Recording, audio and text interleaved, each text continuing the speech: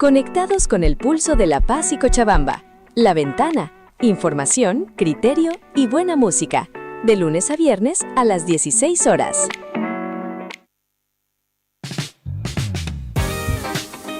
Son las 16 horas con 29 minutos. Vamos a conversar con Ana María Solares. Ella ha sido viceministra de Comercio Exterior, tiene mucha experiencia en esto que está sucediendo, porque hay veces que de verdad nosotros escuchamos en los medios los acuerdos comerciales, acuerdos económicos que se puedan dar entre bloques, pero en realidad no entendemos la fibra de estos acuerdos y cómo pueden impactar en la economía de los bolivianos. Ana María Solares, muy buenas tardes. Qué gusto de tenerla acá en el programa. Muchas gracias, para mí es un gusto de dirigirme a una audiencia tan bonita que tiene. ¿Cómo es este acuerdo? ¿En qué beneficia? ¿Por qué en la Unión Europea se niegan a firmar finalmente? ¿Por qué hay tanto tiempo que se está llevando a cabo esta negociación? ¿Qué es lo que impide que fluya la negociación? Desde la visión Mercosur, ¿estamos en el camino correcto? Desde la visión de la Unión Europea, ¿están en el camino correcto? ¿Cómo es esto? Yo quisiera hacer mis comentarios primero sobre esta negociación entre dos bloques, sin considerar todavía la situación de Bolivia. ¿Sí? Ya. Es un acuerdo que se ha lanzado hace más de 25 años. Ha demorado tanto porque el bloque en general del Mercosur, los 4 países, Argentina, Brasil, Uruguay, Paraguay, son muy importantes en la producción en el sector agrícola, muy competitivos. Y la política de la Unión Europea es muy proteccionista en este sector. De inicios, cuando prácticamente se lanza el proyecto de integración de Europa allá por el año 1950, comienzan a tener una política agropecuaria común que fue el pilar central del desarrollo de su proyecto, de la expresión de la solidaridad que tenían. Y esta política agropecuaria fue a lo largo del tiempo acompañando la dinámica de la evolución del comercio internacional, pero también del desarrollo agrícola. Ahora, por ejemplo, tiene un fuerte componente en términos medioambientales, pero en sí es muy proteccionista este bloque de integración. Entonces, a lo largo de estos 25 años, de una u otra manera, ese ha sido el factor que ha ido en algunos momentos disuadiendo a muchos países europeos de la conveniencia de firmar este acuerdo comercial, que lo que hace es prácticamente bajar barreras proteccionistas y claro, ahí los países del Mercosur se posicionarían muy bien. Y esto se ha visto, ya te digo, alternando en alguna forma los países que se oponían en el último tiempo, aunque el primero y que lidera es Francia, es muy proteccionista permanentemente en el sector agrícola, sí. Claro. Entonces, fue muy compleja la situación en Europa para que le dieran la venia a las autoridades comunitarias y se pudiera firmar el acuerdo. Ahora, ¿por qué tanta insistencia de las autoridades comunitarias y qué otro valor tiene este acuerdo? Es el contexto en el que se firma, que un valor que no es menor, porque ahora estamos viviendo un mundo proteccionista que en definitiva lo que está haciendo es utilizar el comercio como un factor de poder, de disuasión. Bueno, estamos viendo lo que está haciendo Estados Unidos. Exactamente, ¿no? Entonces, el mensaje al que apostó la Unión Europea como conjunto, como entidades comunitarias, es dar una señal de que en este mundo es posible negociar, regular el comercio y abrir las fronteras. Entonces, es una apuesta y una señal geopolítica muy importante que, bueno, se ha visto desdibujada por el hecho de que el Parlamento le ha puesto un freno, ¿no? No diríamos que era imprevisible. Pero había tantos años de negociación para que llegue al Parlamento y digan, mejor no. Claro. Porque así más o menos ha sido, ¿no? Así ha sido. Además, de alguna manera, ha llevado al campo jurídico porque ha remitido al Tribunal de Justicia Europea para que el Tribunal de Justicia pueda revisar la compatibilidad de toda la normativa interna con todas las cláusulas que tiene este acuerdo, y que de por sí son acuerdos que viene firmándolos ya la Unión Europea hace bastante tiempo, que se los denomina acuerdos de asociación, y tienen 3 componentes. Un componente político, que se expresa en un diálogo muy frecuente político entre las 2 áreas en este caso, un componente de cooperación económica, y el que despierta más interés es el componente del comercio, porque ahí prácticamente lo que se hace es conformar un espacio ampliado entre los socios de la Unión Europea y la Unión Europea, donde fluye el comercio libremente. La Unión Europea en América Latina tiene un tratado de libre comercio con Chile, Sí. tiene un tratado de libre comercio con México, tiene tratados de libre comercio con países de Centroamérica, y acá me voy a detener un poco. Tiene un acuerdo, un tratado de asociación desde 1995 con los países andinos, con la comunidad andina. Ujú. Entonces, ¿por qué Bolivia no está? Se firmó un acuerdo de asociación marco con estos 3 componentes, y en el plano comercial hubieron un tiempo diferente. Primero negoció Perú, luego negoció Colombia. Ya. A los 2 años incorporó Ecuador. Entonces, en el plano comercial fueron prácticamente negociaciones ¿Pero negociaron de manera bilateral? Bilaterales, cosa que es muy interesante. Y cuando me refiero al tema Bolivia, yo quiero poner a través de tus micrófonos, y en muchos otros casos lo he hecho, esa necesidad de que nuestra política exterior analice diferentes variables y actúe con estrategia. Claro. ¿No? Entonces, bueno, volviendo a la Unión Europea, tiene presencia con estas asociaciones en América Latina importantes. América Latina no es solamente Mercosur, o sea que hay la posibilidad de, por otras vías también, vincularse con la Unión Europea. La Unión Europea está actuando en diversos planos. En este momento, en los primeros días de febrero, ha anunciado, bueno, a fines de enero, 27 de enero creo, el cierre de un tratado de libre comercio con la India. Imagínate que nosotros hablábamos de que se va a conformar con el Mercosur, claro, un mercado, una zona de libre comercio con más de 700 millones de habitantes. Con la India van a ser 2.000 millones. Qué increíble. ¿Te das cuenta? Es increíble. Entonces, ves cómo realmente está apostando rápidamente y ante todo este contexto a varios planos, teniendo el presupuesto por detrás de que existen países muy proteccionistas y que Europa no está atravesando uno de sus mejores momentos, ¿no? ¿Cuánto influye el tema político y el tema y esta guerra de los aranceles de Trump hacia todo el planeta, ¿no? Porque lanza por aquí y por allá. ¿Cuánto influye eso en la posibilidad de que se tranquilicen los europeos y digan, bueno, a ver, llegaremos a acuerdos con la gente del Mercosur?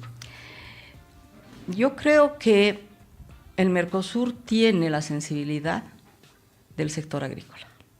El sector, como que te decía, es tratado con mucha sensibilidad en Europa. Y existen países importantes que están... Se ha facilitado la venida de la presidenta de la Comisión, porque en último momento Italia cambió su posición, porque también esto se tenía que suscribir en diciembre. Sí. ¿No? En la cumbre de presidentes del Mercosur, incluso hubo momentos tensos, reacciones, por ejemplo, de Lula, que Lula dijo que si no se suscribía en esa ocasión en diciembre, en su mandato no se iba a suscribir. Ahí ves la razón real de que no ha estado presente en la firma, y que Van der Leyen, la presidenta de la Comisión, ha ido a visitarlo. En fin, todas esas señales políticas se las tiene que leer realmente con bastante sutileza, y muestran que al Mercosur, la Unión Europea, sí le tiene tiene ciertas dificultades, ¿no? Hay cosas que suceden, ¿no? Y cuando uno se da una vuelta por ahí, por estos países, se da cuenta que están insistiendo mucho en estos, por ejemplo, en estos pesticidas orgánicos, ¿no es cierto? Que no sea, pero sin embargo exportan esta clase de pesticidas a países como los países latinoamericanos. ¿Cómo entiendes eso? Un doble lenguaje que se lo ve en muchos aspectos y muy frecuentemente en el comercio internacional. Mientras preserves tus mercados locales, eleves tus estándares, bueno, exportas lo que no quisieras consumir a otras regiones del planeta. ¿No? Complicado. Complicado. ¿Cómo ves la situación de Bolivia siendo ya parte del Mercosur, teniendo que adaptar normativa para ser un miembro a sus anchas, digamos, en el Mercosur? ¿Está preparado Bolivia para esto, Ana María? ¿O cómo estás sintiendo? ¿Cómo estás sintiendo la reacción política del gobierno del presidente Paz? Mira, sobre esto hay mucho que hablar. Siempre ha habido una inclinación de Bolivia por su ubicación geográfica a tener lazos con el Cono Sur, con la Cuenca del Plata, y eso se logró ya en 1996, cuando con el gobierno de Sánchez de Lozada se negoció un acuerdo de asociación de Bolivia con el Mercosur. Lo interesante es que Bolivia en ese momento estaba participando activamente en la Comunidad Andina, y la Comunidad Andina tenía también un único arancel externo y el Mercosur también, o sea que esa dualidad no podía darse porque o estás en una unión aduanera o estás en otra. Entonces Bolivia se asoció. ¿Qué le significó la asociación? Y también Chile lo hizo en paralelo. ¿Qué significó para estos dos países la asociación? Una apertura total de mercados. O sea que cuando decimos ahora, estamos adhiriendo al Mercosur, vamos a ser socios plenos, vamos a tener posibilidad de exportar, eso lo tenemos desde el 2015 más o menos, en general. Hemos abierto nuestras fronteras, pueden ingresar todos los productos del Mercosur y ellos nos han abierto todas sus fronteras. O sea que si se quiere argumentar que va a existir un nuevo comercio, eso es falso. Segundo, en nuestra calidad de asociados, fuimos invitados a ser partícipes plenamente, o sea, subrayo esto, plenamente, de todas las otras dimensiones de la integración. Dimensiones políticas, de cooperación, en temas sociales, por ejemplo, en temas educativos, la homologación de títulos, todo eso ya lo tenemos. Entonces, ¿un boliviano puede trabajar en Chile? ¿Un boliviano puede trabajar en la Argentina? Bueno, bajo los regímenes que tienen los países del Mercosur, claro que sí. Bueno, entonces, ¿qué nos ofrece la adhesión? Hemos adherido simple y llanamente por ideología. Ha sido una adhesión ideologizada, pero que tiene un costo, porque el Mercosur en este momento es el único proceso, la Comunidad Andina retrocedió en ese avance integracionista, que tiene una tarifa externa común para todo lo que venga de afuera. Uh-huh. Es una instancia en integración económica que es muy importante para proteger el mercado que lo has abierto, para que realmente importaciones desde terceros países no vengan y aprovechen el mercado que tú has abierto. Yeah. Entonces, todos los países homogenizan su arancel y tienen una tarifa única. Esta instancia significa la adopción, esta unión aduanera conjunta significa un costo mayor en la integración, porque evidentemente el arancel en un país es un instrumento que lo utilizas para varios fines, uno recaudatorio, por supuesto. Otro proteccionista, es el principal instrumento si quieres proteger algún sector. Ajá. Otro para asignar determinados recursos a zonas en las que quieres promover un desarrollo específico, industrial, etcétera, etcétera.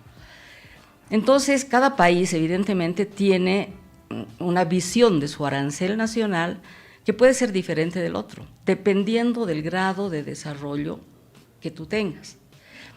Bueno, ¿qué pasa? Al negociar entonces se hace compleja la situación porque tienes que armonizar esos enfoques. Y generalmente los países que producen más son los que quieren que los aranceles sean más altos en sus sectores sensibles. Claro, para recaudar más, por supuesto. Y para proteger tu sector. Para proteger tu sector. Entonces, hablemos con nombre y apellido. El arancel externo del Mercosur está siendo prácticamente un instrumento que protege a la industria, sobre todo de Brasil y de Argentina. ¿Qué vamos a proteger nosotros? Si queremos importar un vehículo, bueno, perfecto, un vehículo ensamblado, producido en Brasil, te va a resultar barato, pero si lo quieres importar del Japón, no vas a poner tu arancel nacional, vas a poner el arancel externo, que es más alto porque protege a la industria de Brasil. Te doy un ejemplo, ¿no? Entonces, la adhesión de Bolivia al Mercosur, ¿qué es lo único que representa? El costo de quedar atrapados y de perder soberanía en tu manejo arancelario. Ese es el costo y esa es la diferencia. ¿Debiera cerrar Bolivia? Bolivia nunca debió haber adherido, estábamos perfectos como países asociados. Lo está Chile. ¿Y en los niveles de integración? En los niveles de integración estamos integrados en todo, como te decía.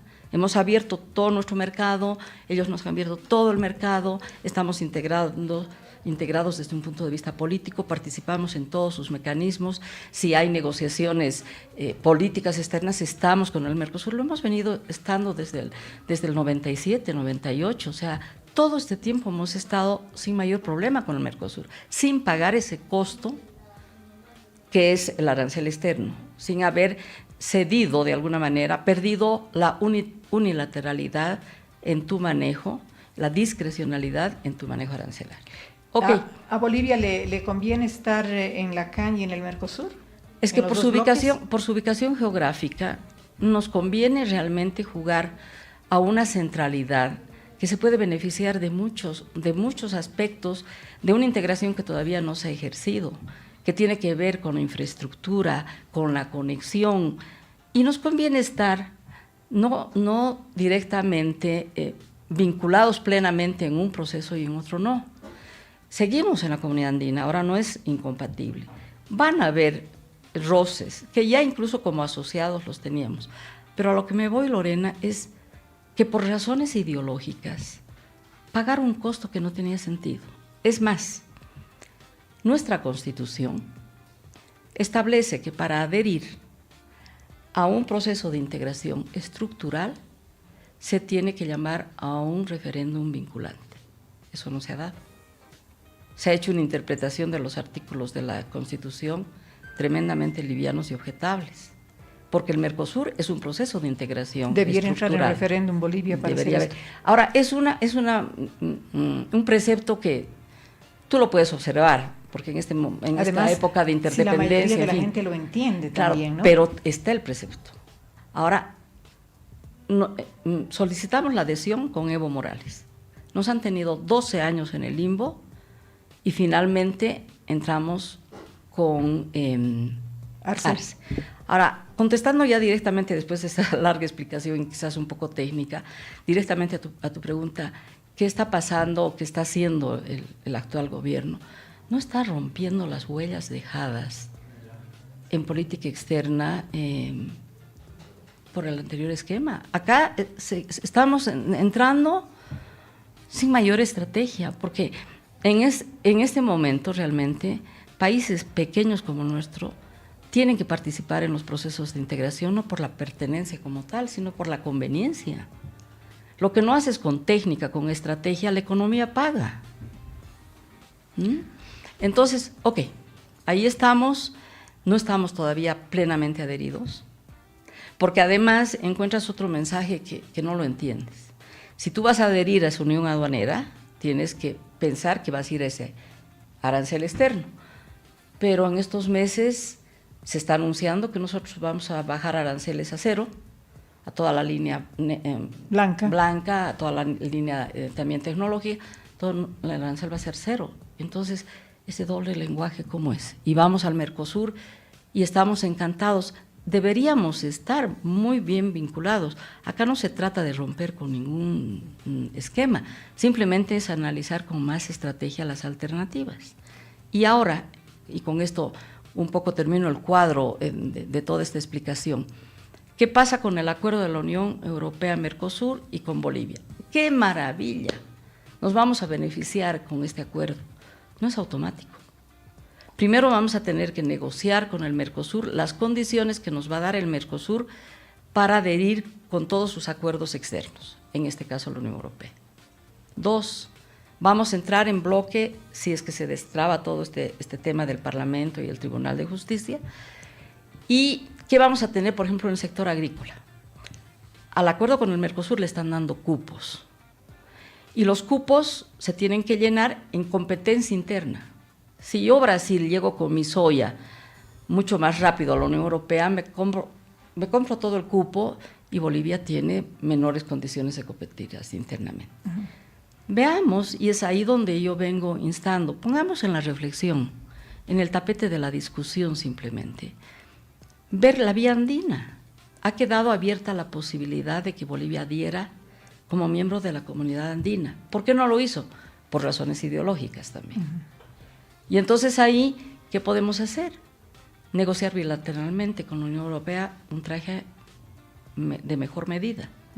Y no por inercia allá. Estamos entrando al Mercosur y entonces ahí vamos a beneficiarnos de la Unión Europea. Ana María, quiero darte las gracias por estar con nosotros. Son cosas tan técnicas, pero que necesitamos conocerlas, entenderlas. De verdad que te voy a llamar otra vez para que nos vayas explicando qué otros pasos más debería Bolivia, porque Bolivia me parece que está caminando sobre el mismo camino que estábamos nomás. Entonces habrá que tener, como tú dices, estrategia, habrá que mirar nuestros intereses para ver cómo nos movemos en estos dos bloques y qué es lo que nos conviene más a los bolivianos para obviamente no pagar facturas que no tenemos que pagar. Mira el ejemplo así cortito de la India. Está terminando un acuerdo con la Unión Europea, está negociando con los Estados Unidos, sigue trabajando con los BRICS. Esa es la receta en este momento para manejar tu inserción económica en el mundo. Un mundo con tanta incertidumbre, tan complejo, en el que te tienes que realmente proyectar con un sentido más práctico. Así es. Y conociendo bien la realidad de tu país. Exactamente. Bien, muchísimas gracias por estar con nosotros. Hacemos una pausa.